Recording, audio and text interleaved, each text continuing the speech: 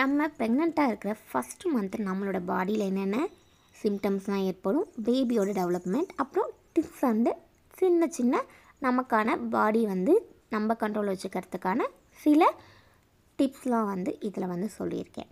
ஃபுல்லாக வீடியோ பாருங்கள், ஸ்கிப் பண்ணாமல் பாருங்கள். ஃபஸ்ட்டு வந்து நம்ம ப்ரெக்னெண்ட்டாக இருக்கோம் அப்படிங்கிறதுக்கான ஃபஸ்ட்டு சிம்டம்ஸ் நம்மளோட பீரியட்ஸ் வந்து தள்ளி போகும்.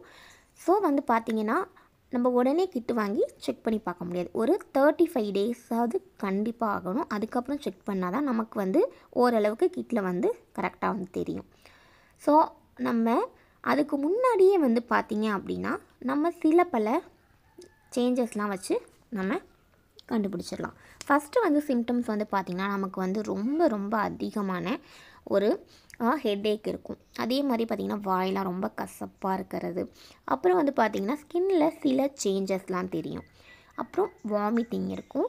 அப்புறம் நமக்கு வந்து பார்த்திங்கன்னா எல்லா ஃபுட்டையுமே வந்து நார்மலாக வந்து காமனாக எடுத்துக்க முடியாது.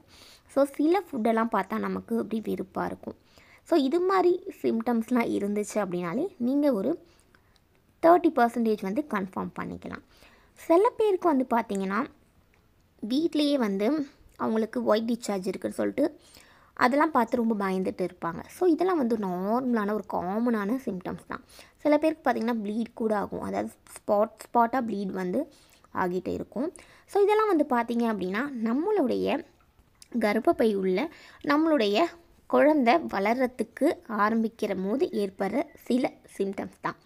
ஸோ இதெல்லாம் வந்து நமக்கு தெரிஞ்சதுக்கப்புறம் நம்ம வந்து ஃபஸ்ட்டு வந்து கன்ஃபார்ம் பண்ண வேண்டியது நம்மளுடைய குழந்தை நம்மளோட கருப்பை உள்ளதான் வந்து போய் கரெக்டாக வளர்கிறாங்களா இல்லை டியூப்பில் ஃபார்ம் ஆகியிருக்காங்களா, இதை ஃபஸ்ட்டு வந்து இதெல்லாம் வந்து நம்ம செக் பண்ணணும். ஏன்னா டியூப்பில் ஃபார்ம் ஆகியிருந்தால் அது ரொம்ப ரொம்ப ரிஸ்கியான ஒரு விஷயமாக இருக்கும். ஸோ அதை வந்து செக் பண்ணிக்கணும். நெக்ஸ்ட்டு வந்து பார்த்திங்க அப்படின்னா நமக்கு ப்ரெஸ்ட்டில் கொஞ்சம் சேஞ்சஸ்லாம் இருக்கும். கொஞ்சம் வந்து பாரமாக இருக்கும், கொஞ்சம் வலிக்கும். ஸோ இது மாதிரி விஷயங்கள்லாம் இருக்கும்.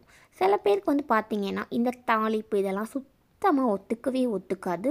ரொம்ப கஷ்டமாக இருக்கும். நம்மளோட மூடு நம்ம கண்ட்ரோல் இருக்கவே இருக்காது. அதுதான் ரொம்ப ரொம்ப ரொம்ப ஒரு முக்கியமான ஒரு விஷயம். எந்த நேரம் சிரிப்போம், எந்த நேரம் அழுவோனே தெரியாது. ஸோ இது மாதிரி சேஞ்சஸ்லாம் நம்மளோட உடம்புல ஏற்பட்டுக்கிட்டு தான் இருக்கும். இந்த சேஞ்சஸ்லாம் ஏன் நம்ம பாடியில் வந்து ஏற்படுதுன்னா இந்த பீட்டா-HCG அப்படிங்கிற ஒரு ஹார்மோன் லெவல் வந்து இன்க்ரீஸ் ஆகிறனால தான். ஸோ இந்த மாதிரி வந்து இன்க்ரீஸ் வந்து ஆகிறனால நமக்கு நிறைய வந்து ப்ராப்ளம்ஸ் வந்து ஃபேஸ் பண்ணுற மாதிரி இருக்கும். அதுவே சில பேருக்கு பார்த்திங்கன்னா இந்த சிம்டம்ஸ் எதுவுமே இருக்காது. ஸோ அப்படி வந்து காமனாக வந்து பார்த்திங்க அப்படின்னா இருக்க இந்த வாமிட்டிங் கூட இருக்கவே இருக்காது. ஸோ அது ஒவ்வொருத்தவங்களோட பாடியோட அவங்களோட வெயிட் அப்புறம் வந்து அவங்களோட பாடி பொறுத்து சேஞ்ச் ஆகும். ஸோ நிறைய பேருக்கு வந்து பார்த்திங்கன்னா ரொம்ப பசிக்கும். ஸோ வந்து ஃபுட்டையும் வந்து பார்த்திங்கன்னா நம்ம ஜெரிமான் ஆகிற மாதிரி கரெக்டாக வந்து ஃபுட்டஸ் வந்து எடுத்துக்கணும். ஸோ வாமிட்டிங் இருக்குது அப்படிங்கும் போது நமக்கு சீக்கிரமாக வந்து நம்ம ஜெரிமானம் ஆகவே ஆகாது ஃபுட்டெல்லாம். ஸோ நம்ம வந்து அடிக்கடி வந்து ஃப்ரூட்ஸ் அப்புறம் வெஜிடபிள்ஸ் இது மாதிரி வந்து எடுத்துக்கணும். ரொம்ப வந்து இந்த ஃபேட்டியான ஃபுட்டெலாம் வந்து எடுத்துக்கக்கூடாது. ஸோ அது மாதிரி எடுத்துக்கிட்டோன்னா நமக்கு வாமிட்டிங் ரொம்ப அதிகமாகவே தெரியும். ஸோ வந்து ஒரு கொஞ்சம் வந்து நம்ம ஹெல்த்தை வந்து கேர் பண்ணிக்கிட்டு ஒரு ஹெல்த்தியான ஒரு ஃபுட்டை வந்து ஃபாலோ பண்ணணும். இதுவே வந்து பார்த்திங்கன்னா ரொம்ப வந்து மோசமான சிம்டம்ஸ் அப்படின்னு பார்த்திங்கன்னா அதிகமான வாமிட்டிங், அதிகமான ப்ளீடிங், அப்புறம் அடிவே ரொம்ப வந்து வலிக்கிறது. ஸோ இது மாதிரிலாம் எல்லாமே அளவுக்கு அதிகமாக இருந்துச்சுன்னா கண்டிப்பாக உடனே நீங்கள் டாக்டரை செக் பண்ணி பார்க்கணும். ஸோ உங்களோட ப்ரெக்னென்சி ஜேர்னி ரொம்ப ஹாப்பியாக வந்து போகிறதுக்கு என்னோடய வாழ்த்துக்கள்.